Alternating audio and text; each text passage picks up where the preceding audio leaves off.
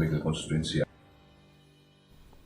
Tura MP Saleng Sangma has harped on the need to resolve various pending issues of the state, particularly in Garo Hills. Saleng highlighted how the plain belt of Garo Hills are affected by floods annually and not much has been done in this regard.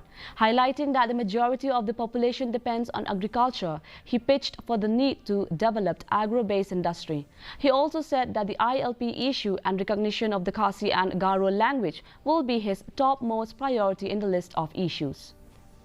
And along with our colleague, I think we will try to push as far as we can, as far the IAP is concerned. Definitely, whenever I'll have a chance to talk, I'll definitely shout about it. I'll definitely do that. I'll talk about the ILP. I'll talk about the Khasi Garo and the Khasi Garo language in especially on the floor of the house, and then we have already pursued the matter, and then we will do so. Following the